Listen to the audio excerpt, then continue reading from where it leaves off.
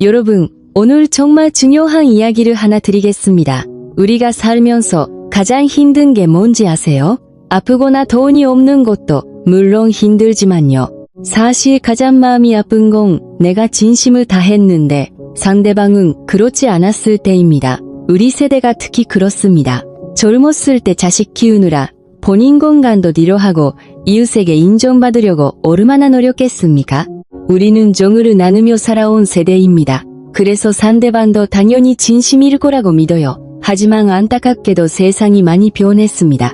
국내 한 종합대학 심리학과 연구팀이 6세 이상 생활반영을 대상으로 조사한 결과가 있습니다. 놀라운 사실인데요. 우리 세대 수명 중 지명 이상이 상대방의 진짜 마음을 잘못 읽고 계셨습니다. 퍼센트 73입니다. 거의 대부분이시죠. 그러니까 우리가 이 사람은 나를 좋아하는구나, 나한테 관심이 있구나 하고 생각했는데 실제로는 그냥 얘에 바르게 대한 것뿐인 경우가 이렇게나 많다는 겁니다. 반대로 진짜 관심을 가져주는 사람한테 그거를 못 알아채고 지나치는 경우도 있고요. 어떻게 말씀드릴까요? 이건 단순히 연애나 남녀 사이만의 이야기가 아닙니다. 우리 주변 사람들, 이웃, 친구, 심지어 가족 사이에서도 마찬가지입니다. 우리 손주가 정말 할아버지 할머니한테 관심이 있는 건지, 우리 며느리가 진심으로 걱정해주는 건지, 오래된 친구가 정말 나를 챙기는 건지, 이거를 구분할 줄 알아야 합니다. 우리 자식한테 줌이 안 되려고 건강도 챙기시지 않습니까? 그런 것처럼 인간관계에서도 진심을 알아보는 눈이 있어야 우리 마음이 다치지 않습니다. 쓸데없이 에너지 쓰지 않고 진짜 소중한 사람한테 우리 마음을 쓸 수 있거든요. 오늘 저는 사람의 진짜 마음을 읽는 6가지 심리 신호를 알려드리겠습니다. 내가 학과 심리학 연구로 밝혀진 확실한 방법입니다. 돈 한 푼 안 들고 특별한 도구도 필요 없습니다. 오늘 알려드리는 거 알고 나시면 내일부터 바로 써먹으실 수 있어요.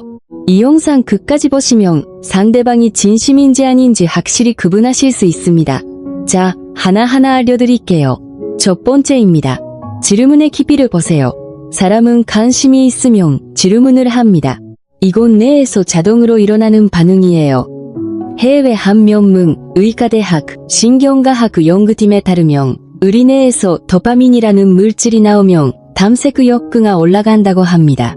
쉽게 말하면 이 사람이 궁금해지는 거예요. 그래서 질문을 할 수밖에 없습니다. 그런데요, 여기서 중요한 건 질문의 깊이입니다. 형식적인 질문과 진심 어린 질문은 완전히 다릅니다. 잠깐 예를 들어볼게요. 요즘 어떻게 지내세요? 이건 누구한테나 할 수 있는 인사치레죠. 그냥 만났으니까 뭐라도 한마디 하는 겁니다. 침묵이 어색해서 하는 질문이에요. 그런데 진짜 관심이 있는 사람은 다릅니다. 지난번에 무릎이 아프다고 하셨잖아요. 그 후로 좀 어떠세요? 병원은 가보셨어요? 이렇게 이전에 내가 한 말을 기억하고 거기서부터 물어봅니다. 질문에 꼬리가 붙어요. 우리 경험을 한번 생각해보세요. 경로당에서 만나는 분 중에 진짜 나를 걱정해주는 분이 있고 그냥 인사만 건네는 분이 있지 않나요? 그 차이가 바로 여기에 있습니다. 국내 한 대학 사회심리학 연구팀의 조사에서 흥미로운 결과가 나왔습니다. 관심이 있는 사람에게는 대화 중 평균 맞댄 3개의 후속 질문을 하는 반면 관심이 없는 사람에게는 이땐치게에 그쳤습니다. 거의 2배 차이가 나는 거예요. 그러니까 정리하면 이렇습니다. 상대방이 내 이야기를 듣고 더 궁금해하느냐 아니면 아 그렇군요 하고 넘어가느냐 이거를 보시면 됩니다. 후속 질문이 나오면 관심이 있는 겁니다. 그리고 하고 그치면 그냥 예인 거예요. 간주에서 퇴직 후 텃밭을 가꾸시는 력시교세 전직 우체국 직원분이 계신데요. 이분이 이런 말씀을 하셨습니다. 동네마트에서 자주 만나는 분이 있는데 안녕하세요, 잘 지내시죠? 하고 인사를 하신대요. 그래서 우리 사이가 가깝다고 생각하셨는데 어느 날을 보니까 그분이 마트에서 만나는 다른 분한테도 똑같이 하시더래요. 형식적인 인사와 진심은 다르다는 거를 그때 깨달으셨다고 합니다. 저도 이거를 알고 나서 깜짝 놀랐어요. 우리 주변 사람들을 다시 보게 됐습니다. 자, 두 번째 신호입니다. 대화할 때 상대방이 자기 이야기를 끼워넣는지 보세요. 이게 무슨 말이냐면요. 우리 뇌에는 자기 참조 네트워크라는 것이 있습니다. 어려운 말이죠. 쉽게 설명드릴게요. 이건 다른 사람의 말을 들을 때 이게 나랑 관련이 있나? 하고 자동으로 확인하는 뇌의 기능입니다. 관심 있는 사람의 말을 들을 때는 이 기능이 활발하게 작동합니다. 그래서 어떤 일이 벌어지냐면 자꾸 자기 이야기를 꺼내게 됩니다. 저도 그런 적 있어요. 저는 이래요.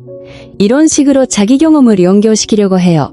우리 실생활에서 예를 들어볼까요?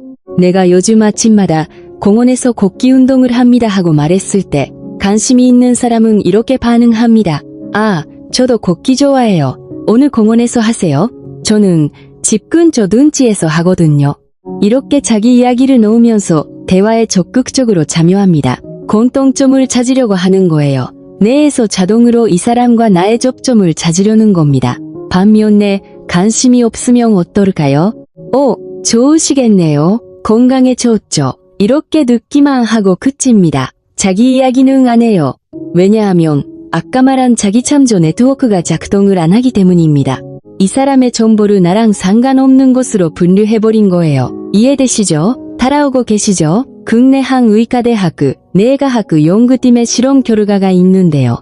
관심 있는 상대의 이야기를 들을 때 자기 참조 네트워크의 활성도가 아르덴스배 높아진다고 합니다. 이건 본인이 일부러 하는 게 아니에요. 내가 자동으로 반응하는 겁니다.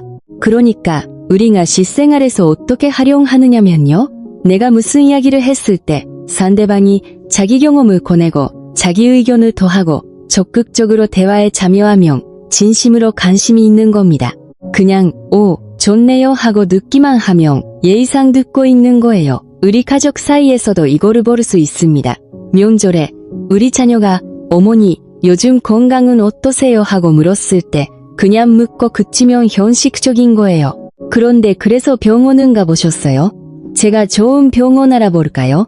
이렇게 자기가 할 수 있는 거를 연결을 시키면 진심으로 걱정하는 겁니다. 이 차이가 큽니다. 잠깐 여기서 하나 더 말씀드릴게요. 세 번째, 신호가 정말 중요합니다. 기억력으로 관심을 읽으세요. 여러분, 첫사랑을 한번 떠올려보세요.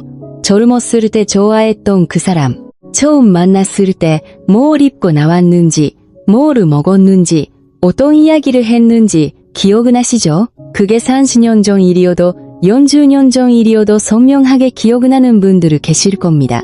이건 우리 모두에게 해당되는 이야기입니다. 왜 이런 일이 일어나냐면요. 우리 뇌에서 노르에피네프린이라는 물질이 분비되기 때문입니다. 아니 그게 아니라 안타까운 게 아니라 신기한 겁니다. 좋아하는 사람 앞에서는 내가 이 정보는 중요하다. 꼭 저장해라 하고 태그를 붙여요. 그래서 사소한 것까지 장기 기억으로 넘어갑니다. 반대로 관심이 없는 사람한테는 이 물질이 안 나옵니다. 그러면 내가 그 사람에 대한 정보를 중요하지 않다고 판단해요. 그래서 금방 잊어버리는 겁니다. 부산에서 퇴직 후 경로당 활동을 하시는 60세 전직 초등학교 교장 선생님이 계셨어요. 이분이 재미있는 경험을 하나 말씀해 주셨습니다. 경로당 친구 중에 한 분이 있는데 만날 때마다 어디 사세요? 하고 물어보신대요. 3번이나 같은 질문을 하셨다는 거예요. 처음엔 건만증이신가 했는데 이 이야기를 듣고 나서 그분이 나한테 관심이 없었구나 하고 깨달으셨다고 합니다. 그분은 다른 친구가 하는 말은 한 번에 기억하시거든요. 좋아하는 사람의 이야기는 한 번 들어도 기억하고 관심 없는 사람의 이야기는 여러 번 들어도 까먹습니다.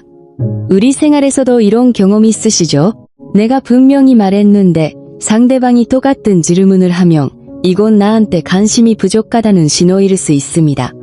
물론 나이가 들으면 누구나 기억력이 예전 같지 않습니다. 우리 모두 그렇죠.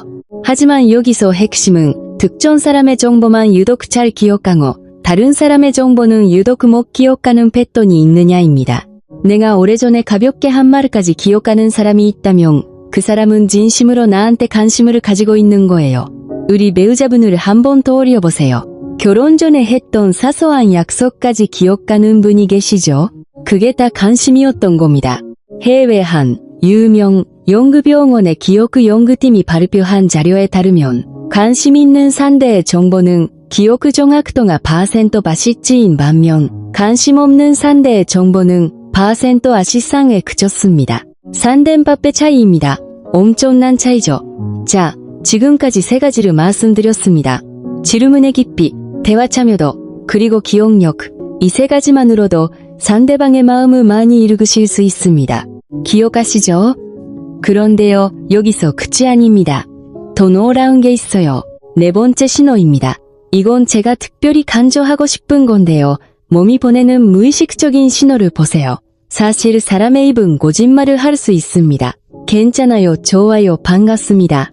이런 말은 진심이 아니어도 할 수 있죠. 그런데 몸은 거짓말을 잘 못합니다. 왜냐하면 무의식적으로 움직이기 때문이에요. 국내 한 종합대학 심리학과 교수님이 40년 넘게 비언어적 의사소통을 연구하셨는데요. 이분의 연구에 따르면 사람이 전달하는 메시지 중에서 말의 내용은 겨우 %, 지이고 나머지 %, 93는 표정, 몸짓, 목소리 톤으로 전달된다고 합니다. 그러니까 무슨 말을 하느냐보다 어떻게 행동하느냐가 훨씬 중요하다는 거예요. 구체적으로 어떤 거를 보면 되느냐면요. 첫째, 발끝과 몸의 방향을 보세요. 이건 정말 신기한데요. 사람은 관심이 있는 사람 쪽으로 무의식적으로 발끝을 향합니다. 대화할 때 상대방의 발이 나를 향하고 있으면 관심이 있는 겁니다. 발이 주르그 쪽이나 다른 방향을 향하고 있으면 마음이 이미 떠나 있다는 뜻이에요. 둘째, 거울 효과라는 게 있습니다.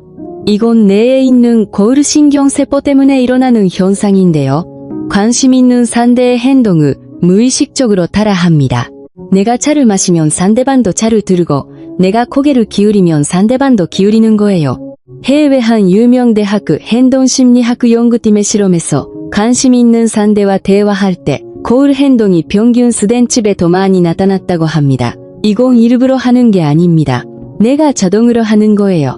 셋째, 눈 맞춤의 길이를 보세요. 우리 세대는 눈을 오래 마주치는 게 예의에 어긋난다고 배웠죠. 하지만 관심 있는 사람과는 자연스럽게 눈 맞춤이 길어집니다. 질병관리 당국의 60세 이상 정신건강 연구에 따르면 관심 있는 상대와의 눈 맞춤 시간이 평균상 아르조인 반면 관심 없는 상대와는 2.2초에 그쳤다고 합니다. 솔직히 말씀을 드리면 저도 이거를 처음 알았을 때 신기했어요. 우리 몸이 이렇게 많은 거를 말하고 있었다니요. 하나 더 있습니다. 관심 없는 사람은 대화 중에 발장을 끼거나 다리를 꼬는 경우가 많습니다. 이건 심리학에서 방어 자세라고 하는데요. 무의식적으로 상대방과 거리를 두려는 신호입니다. 반대로 관심 있는 사람은 몸을 열어요. 발을 자연스럽게 부르고 상체를 살짝 앞으로 기울입니다. 이 사람 이야기를 더 잘 듣고 싶다는 내 신호가 몸으로 나타나는 겁니다. 우리가 경로당이나 모임에서 이런 거를 관찰해보시면 정말 신기하실 거예요. 누가 누구한테 관심이 있는지 몸이 다 말해주고 있거든요.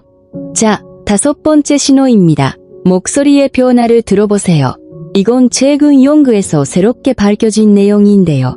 국내 한 대학 음성학 연구팀이 정말 흥미로운 실험을 했습니다. 사람들이 관심 있는 상대와 대화할 때와 관심 없는 상대와 대화할 때 목소리가 어떻게 달라지는지 분석한 거예요. 결과가 놀라웠습니다. 관심 있는 상대와 이야기할 때는 목소리가 평균적으로 %CR, 부드러워지고 말하는 속도가 %바츠 느려졌습니다. 반대로 관심 없는 상대와는 목소리가 딱딱해지고 말이 빨라졌어요. 이게 왜 그러냐면요. 관심이 있으면 뇌에서 옥시토신이라는 물질이 나옵니다. 쉽게 말하면 따뜻한 감정을 만드는 물질이에요. 이 물질이 나오면 자연스럽게 목소리가 부드러워지고 천천히 말하게 됩니다. 상대방한테 잘 전달하고 싶으니까요. 그런데 관심이 없으면 이 물질이 안 나와요. 그러면 대화를 빨리 끝내고 싶은 마음이 무의식적으로 작동합니다. 그래서 말이 빨라지고 톤이 높아지는 거예요. 대구에서 은퇴 후 합창단 활동을 하시는 71세 전직 중학교 음악 선생님이 계신데요. 이분이 재미있는 관찰을 하셨어요. 합창단 모임 후에 차를 마시는 시간이 있는데 어떤 분은 이분한테 이야기할 때 목소리가 훨씬 따뜻하고 천천히 말씀하시는데 다른 분한테는 사무적으로 빨리 말씀하시더래요. 나중에 보니까 따뜻하게 대해주신 분은 진짜 친하게 지내고 싶어 하셨고 사무적인 분은 그냥 같은 단원이니까 만나는 거였다고 합니다. 우리도 경험이 있으시죠? 전화할 때 어떤 사람한테는 목소리가 발응하지고 어떤 사람한테는 빨리 끊고 싶은 느낌이 드는 거. 그게 단뇌에서 자동으로 일어나는 반응입니다. 여러분, 한번 생각해보세요. 우리 자녀한테 전화할 때 목소리가 달라지지 않으신가요? 우리 손주한테 전화할 때는 저절로 목소리가 높아지고 밝아지잖아요. 그게 바로 관심과 사랑이 목소리에 나타나는 겁니다. 우리가 느끼지 못해도 상대방은 느낄 수 있어요. 그리고 재미있는 연구가 하나 더 있는데요. 해외 한 종합대학 커뮤니케이션 연구팀의 조사에 따르면 관심 없는 상대와 통화할 때 평균 통화 시간이 10분 아래 상초인 반면 관심 있는 상대와는 10분 연주 지초였다고 합니다. 10배가 넘는 차이입니다. 통화 시간만 봐도 관심의 크기가 보이는 거예요. 자, 지금까지 5가지 신호를 알려드렸습니다. 잠깐 정리해드릴까요? 첫째, 질문의 깊이, 후속 질문이 나오면 관심이 있는 겁니다. 둘째, 대화에 자기 이야기를 넣는지 적극적으로 참여하면 진심입니다. 셋째, 기억력, 내 이야기를 기억하면 관심이 있는 겁니다. 넷째, 몸의 방향과 거울의 행동, 무의식적 신호가 진실을 말합니다. 다섯째, 목소리의 변화, 부드럽고 느려지면 관심의 증거입니다. 기억하시죠? 5가지, 어렵지 않습니다. 그런데요, 마지막으로 가장 확실한 신호 하나를 더 알려드리겠습니다. 6번째입니다. 시간과 불편함을 감수하는지 보세요. 이건 모든 관계에서 통하는 가장 확실한 신호입니다. 우리가 누군가한테 진심으로 관심이 있으면 그 사람을 위해 귀찮은 일을 기꺼이 합니다. 시간도 내고 불편한 것도 감수해요. 반대로 관심이 없으면 조금만 불편해도 피하게 됩니다. 이건 뇌에서 벌어지는 일로 설명이 돼요. 뇌는 모든 상황을 보상이냐 비용이냐로 계산합니다. 관심 있는 사람과 함께하는 시간은 보상으로 느껴져요. 그래서 몰입하는 것도 힘든 것도 괜찮습니다. 도파민이 나오니까 실제로 피곤하지 않거든요. 하지만 관심 없는 사람과의 시간은 비용입니다. 내가 지금 손해보고 있다고 판단하는 거예요. 구체적으로 어떤 것들을 볼 수 있냐면요. 관심 없는 사람은 만나기 전에 미리 시간 제한을 정해둡니다. 오늘 저녁에 약속이 있어서 내일 아침 일찍 나가야 해서 이런 말을 먼저 권해요. 왜냐하면 빠져나갈 구멍을 미리 만들어 두는 겁니다. 여러분도 혹시 이런 경험이 있으신가요? 누군가를 만나기 전에 미리 끝나는 시간을 정해두신 적 있으시죠? 그때 상대방에 대한 우리 마음이 어땠는지 한번 생각해보시면 이해가 바르실 겁니다. 그리고 관심 없으면 핸드폰을 자꾸 봅니다. 대화 중에 슬쩍 시간을 확인하고 알림이 오면 바로 확인해요. 뇌에서 도파민이 안 나오니까 핸드폰 쪽으로 자극을 찾아가는 겁니다. 이건 의도적인 무례함이 아닙니다. 뇌가 자동으로 하는 거예요. 반대로 관심 있는 사람과 함께 있으면 핸드폰이 울려도 안 봐요. 그 사람과의 대화 자체가 충분한 도파민을 만들어주거든요. 그리고 우리 만남의 장소도 봐야 합니다. 관심 없으면 항상 자기한테 편한 곳에서만 만나려고 해요. 몰입하는 거를 거립니다. 반대로 관심 있으면 상대방이 편한 곳으로 기꺼이 갑니다. 우리 동네까지 와주는 사람이 있다면 그 사람은 진심입니다. 그리고 헤어질 때를 보세요. 관심 없으면 자 가세요 하고 돌아서면 바로 핸드폰 켜고 자기 갈 길을 갑니다. 뒤돌아보지 않아요. 관심 있으면 헤어지고 나서도 뒤를 돌아보거나 잘 들어가셨냐고 연락을 합니다.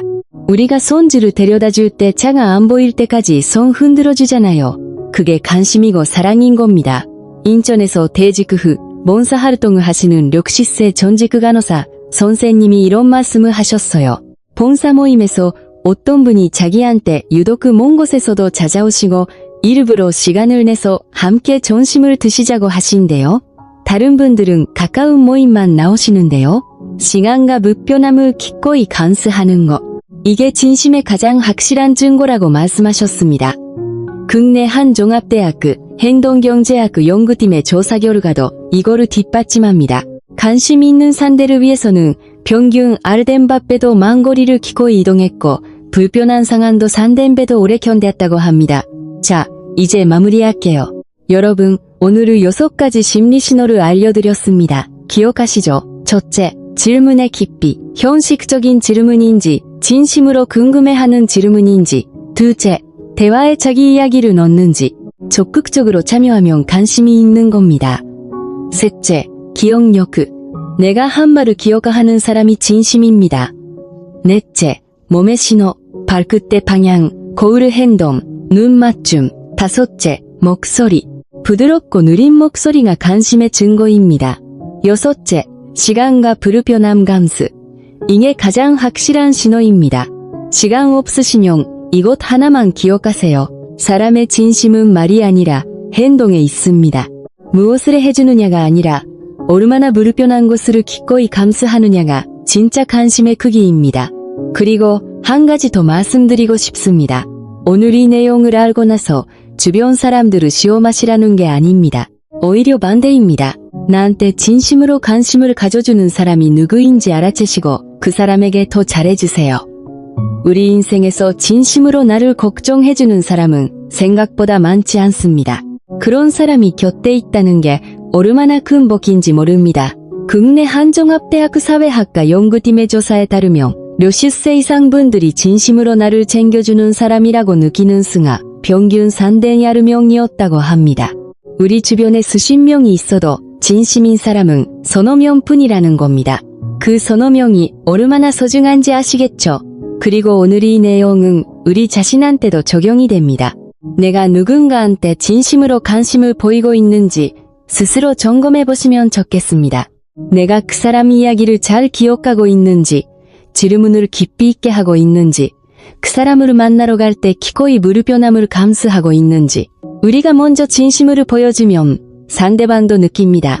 우리 세대는 젊었을 때 바쁘게 살아오느라 주변 사람들의 진심을 잘 못 챙겼습니다. 자식 키우고 생계 그리느라 정신없이 살았죠. 이제라도 우리한테 진심인 사람을 알아보고 소중히 여기면 됩니다. 아직 늦지 않았습니다.